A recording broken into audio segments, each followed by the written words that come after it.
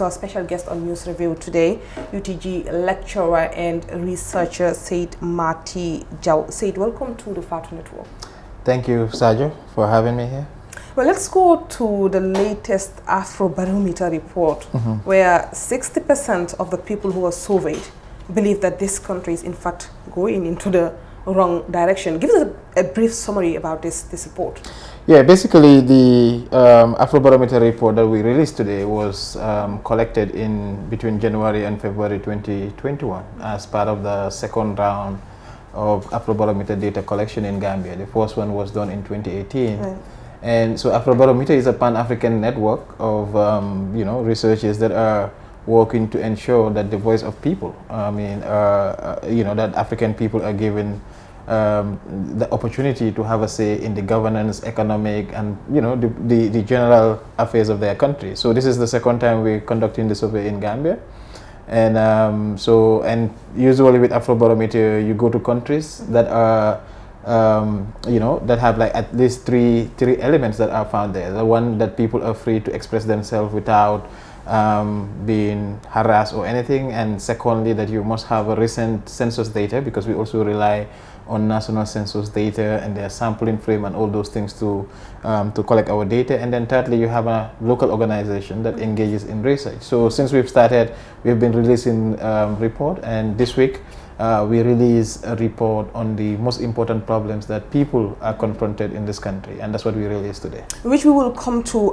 later, but I just since the report came out, I tried to follow the reactions on social media. Yes. And one of the things they brought up was that, give us a break. All you do is go from Brikama and Banjul and just interview a couple of people and come here with all this, bogus claims and stuff. Who and who were subjected to this survey? I mean, those kind of reaction, we're usually, we're used to those kind of stuff. People that feel like the survey did not go in their own way or political agenda will tend to discredit. I read someone who said, I have 150 members of my family. And none of them were part of this survey. So what are you talking about? So the survey is a random sample. Where what we do is like we interview 1,200 Gambians across the country, nationwide.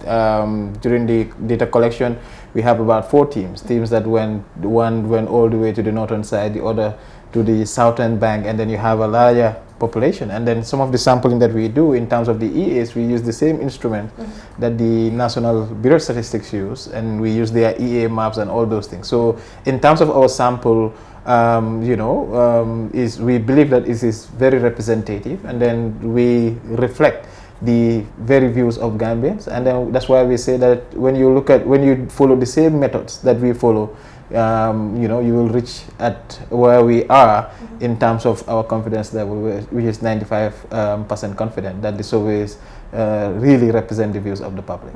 So for those that are saying all those things, is them, but then this is scientific. And I think one of examples that I keep giving to people is like when you're cooking, and then after you put the jumbo, you have to taste the food. And this is what we do. When you taste the food, you know whether it is salty or otherwise. And that's what sampling, we can simplify sampling as that, basically. Right. So the last one, of course, was done in 2018, and now we have this. How has things changed since then, as far as the report goes? Well, if you look at the report, I mean, in 2018, people were living very hopefully. I mean, they felt like the direction of the country was heading in the right direction, for instance. But then in 2021, I mean, some years later, then we see that the perception of the people about the direction of their country is also changing.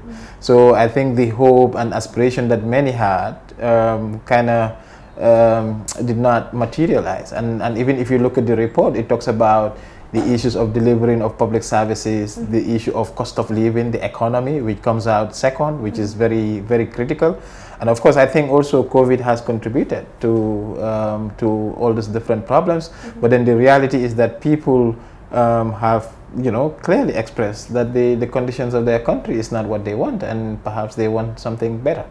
And one of the disturbing things, of course, highlighted in this dispatch is that the number of Gambians who themselves or their families went without food increased significantly from 2018 to 2021.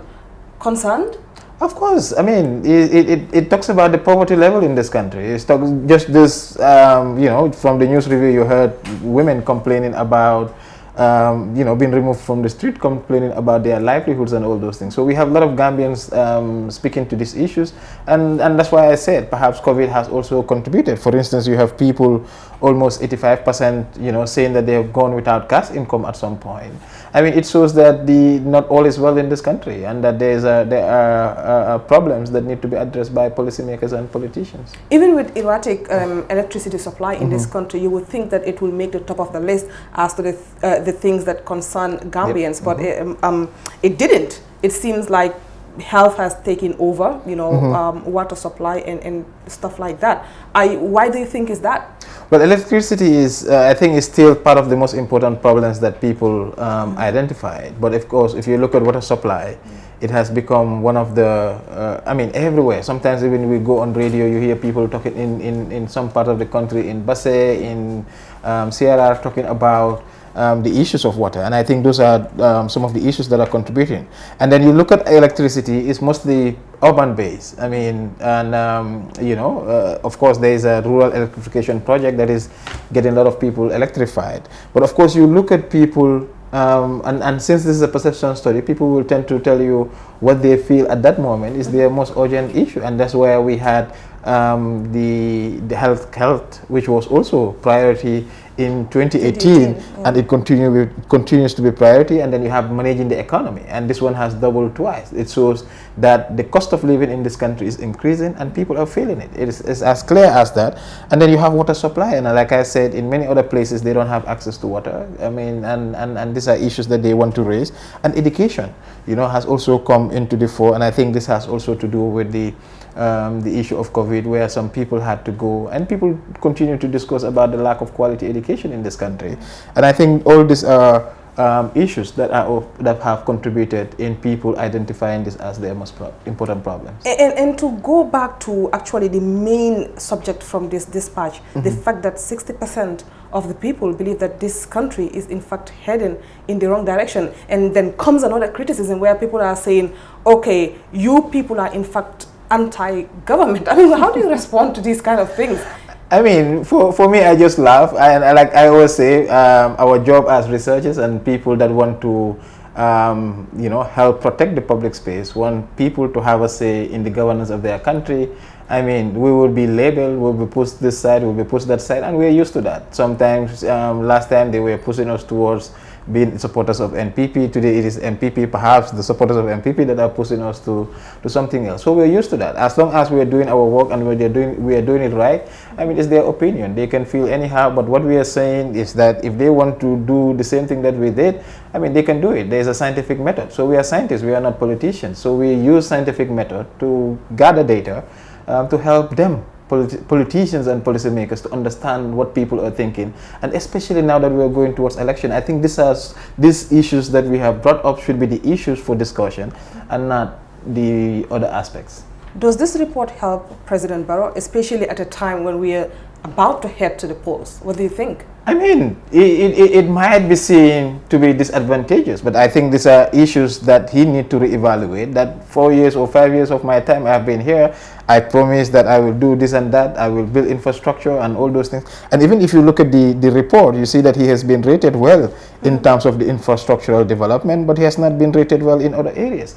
I think, and this is also another opportunity, not only for President Barrow, but for politicians to look at that these are the problems of the people, and how can we address these problems, and then discuss about that, debate about that, and then people with better ideas, I think people should elect them. But for me, I think, I mean, if elections are about evaluating leadership, I think he should start evaluating himself with that. But I mean, of course, it depends on how they use the data. So when these reports are completed, do you at any point, take it before lawmakers and say, this is what we found out, so you take it up from here? So like what we do with the Afrobarometer, we have what we call public releases, but we also have one aspect where when the data is ready, we bring government officials to what we call government briefing, where we give them an opportunity to understand the data, what people are thinking, but it's not based on whether they want it or not. That's why we're not publishing. We either publish either way, but it's just to give them opportunity so that they can prepare for the reactions that come up.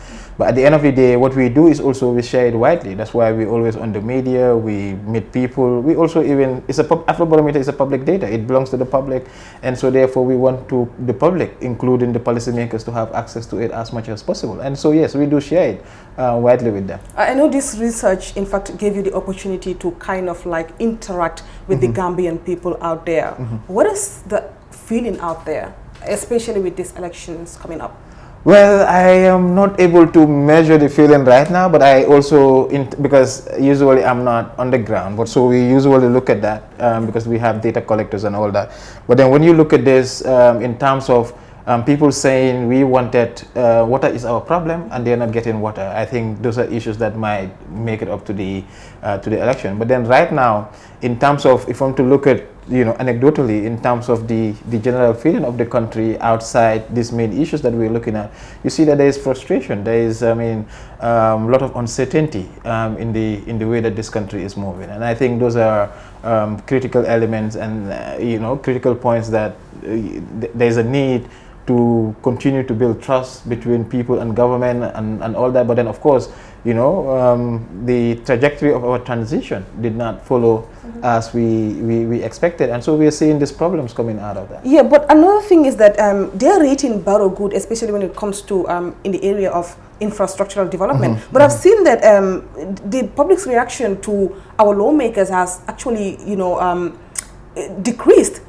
Well, of course, the National Assembly, maybe for two reasons. One, they rejected the draft constitution, and secondly, maybe perhaps the budget, the 54 million, we're saying that this could have been the contributing factor to why they've been rated in terms of their performance. If you look at it. But even the municipalities. Of course, they perform better. They perform better than the president and also even the National Assembly based on the rating.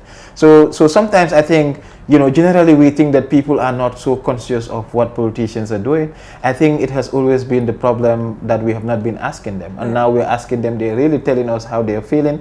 And I think it is important for politicians to hear that and then work on that. Well, since the public perception about municipalities is great, what do you make of the current KMC saga?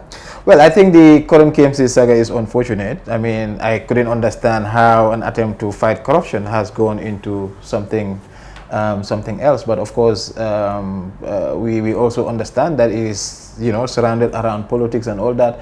But what we need to ensure is to ensure that that both the council and also the municipality follow the law. But then I was so disappointed when I see the police at the KMC. But for me also, generally, I think the problem is with the local governance, is the politics around local governance. That's why we're also seeing that, where you have a local government that wants to deliver services, that wants to do a lot, but is also being curtailed by the structures that we have established, especially in terms of the controls that have been set up. So I think in the final analysis, we need to look at this and how do we ensure that we move towards what the Constitution says, the devolution of power, ensuring that local government, they have both the administrative, political, and economic power to decide on behalf of their people, because local governance is supposed to be for the people, for the local people to enjoy at least what the government is delivering. But of course, the situation is unfortunate, and I think it is going in a way that it was, we did not expect. And I think also sometimes we need to forget the politics and focus on the issue. Right, because a lot of people are thinking that this is an issue that in fact has been politicized from the beginning. Yeah. But then for me, the issue is like corruption. It's corruption scandal. Then that should be the focus. Let's focus on that,